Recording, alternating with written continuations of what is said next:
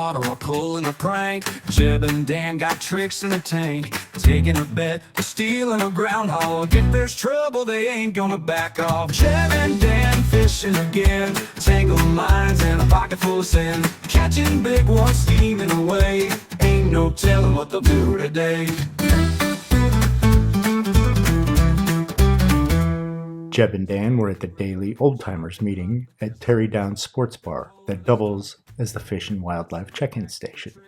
The menu items are coffee at 79 cents a cup, and the lies are free. Today's subject of discussion is the upcoming Brown Trout Derby, held down by the wastewater plant. Entry fees are $50 per two-person boat. Jeb asked Dan, "How are we going to come up with the entry fees?" Dan replied, "Well, I happen to know of some vegetables going wild, and there's a couple of trees have fallen close by last year. We can cut up a truckload of firewood and sell it and the vegetables." In Dan's beat-up truck, they left to accumulate the item. Dan drove to the waste plant and parked on the side of the property.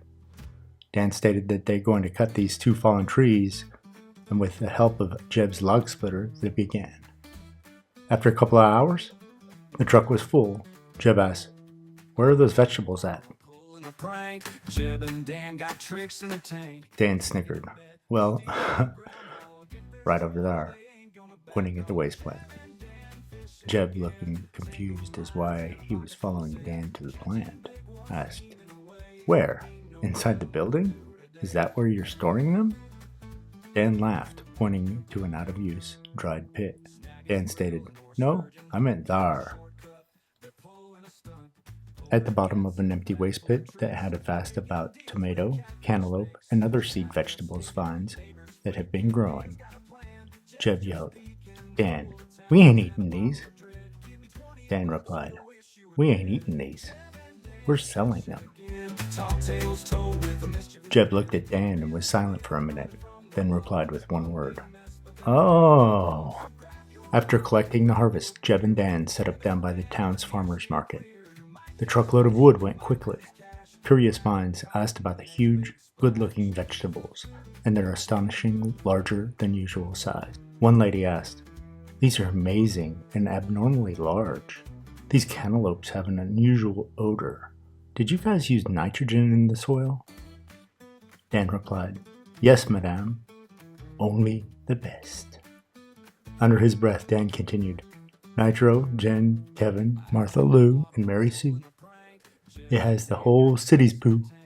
Poo-taters and poo-maters. If you knew where they came from, you'd be a poo-hater." After selling all the produce, the boys headed back to Terry's to pay their brown trout entry fee. Early Saturday morning, the boys loaded up the John boat with their gear, bait, and food. They went to Honeypot Sewage and Septic Service Plant.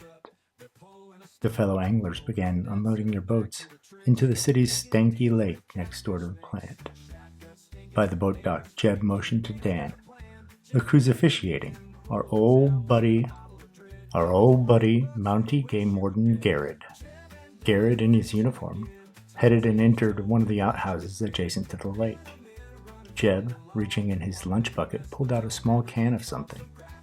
Grinning to Dan, Jeb said, "Let's go say hello in our style."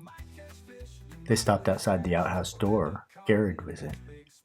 Jeb held out his hand to Dan, showing the mysterious can. Dan tried hard to muffle his laughter, as he knew what was going to happen. Dan held out his hand, and as Jeb showed his, as he poured the can contents in both of their hands. The outhouse door has a moon-shaped vent. Both the boys blew pepper out of their hands and into the vent and vacated the area. Garrett could be heard inside beginning an uncontrollable sneezing session as he stood up from doing his unfinished business. "Achoo! Achoo! My new teeth!" Garrett's $2,000 new dentures came flying out and down the potty hole and into the abyss. Jeb and Dan proceeded to their boat and inventoried their grasshopper bucket. Best bait for brown trout on the bubble bottom. Instant bite and bring big ones in. Terry from Terry's Sports Bar came by and stated the derby would start in a few without the game warden Garrett at the moment. Seems Garrett is awaiting Honeypot Septic Service to retrieve his dentures with the Honeypot Wagon septic truck.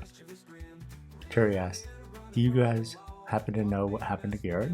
Seems a couple $1,000 set of chompers took a crap fall into, well, the crapper." The boys shrugged their shoulders no. At 8 a.m., the starting horn sounded. The boys in the field took off in their john boats with trolling motors only lake. Spread all over the lake, rods hit the water running, and brown trout began slinging in.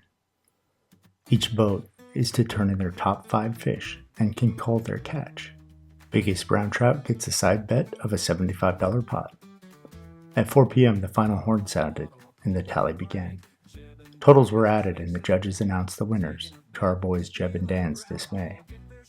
Their totals were dead last, and it was announced that Jeb and Dan, however, did accomplish 2 awards. Game warden Garrett was presenting the trophies and prize. Standing with no teeth, well, almost no teeth. His was recovered by Honeypot Septic Service in a plastic baggie soaking in bleach. Towards the end of the ceremony, Garrett, with hated distaste, announced that while Jeb and Dan came in last, they did, however, caught the biggest fish. Garrett, with the biggest fish trophy in hand, tried to announce the size of the winning fish.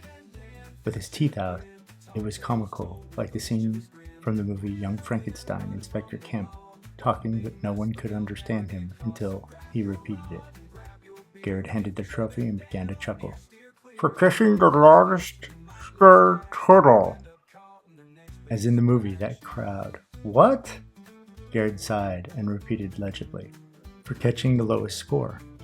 You also win the Horse Ass Award." Garrett handed over a trophy depicting the backside of a horse, saying, "Well deserved and appropriate." Dan took the trophies and the prize money for the biggest brown trout. Dan had to put in a last jab by raising his voice to be heard over the congratulating clapping. And you can take that crap-eating smile off your face, or at least every time you talk, when you put those poop chompers back in. The crowd began wailing with laughter at Garrett. Turning red with anger, Garrett said, "You both watch yourselves, 'cause I'll be watching you." Snagging grill and or sturgeon hunt. Just saying. Pulling a stunt. Poker debts and a bag full of tricks. Making deals with catfish mix. Shotgun stinking, neighbors freaking. Dan's got a plan. Jeb's just... Hey fishing fans. So, Jeb and Dan up to no good again. Anyway, today we're after the brown trout, and there are lots of places to catch the brown trout. I thought, why not go to one of the national parks? I don't think national parks gets enough love. It's a good DLC. Let's just go to Bow Lake, Sun Point Glacier. Let's go to Bow Lake. How about that? I think this has brown trout. We'll double check.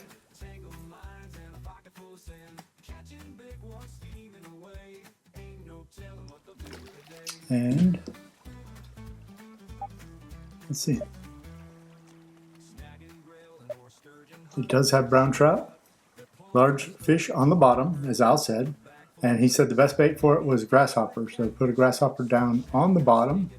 It'll be green on the grasshopper on the bottom. So let's check it out. Put our little glasses on, extend our little thing down, and put on a grasshopper. And we see a large bottom right here. Let's catch a brown trout.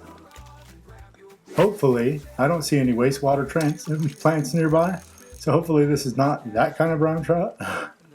This is the normal kind of brown trout that you would catch in a beautiful, beautiful place like this. All right, pulling drag.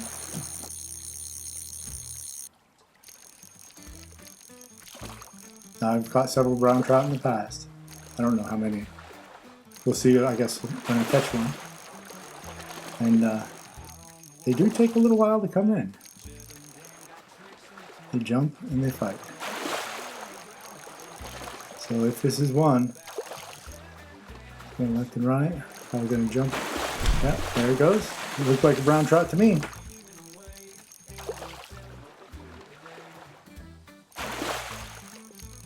Legendary Al Williams comes through again. Jeb Dan. Hope you liked the Jeb Dan story. It was a really good one. Longer one, but I think well worth it. The story was well worth it. So that is a brown trout. I've caught 276 of them. This is my 276th. If you haven't caught a brown trout before, put on a grasshopper. Go to almost any map, especially maps in the U.S. West, I believe. I have a lot of brown trout. And get yourself a brown trout. Tight lines, everyone. Steer clear, you might catch fish, you might lose cash, or end up caught in their next big splash.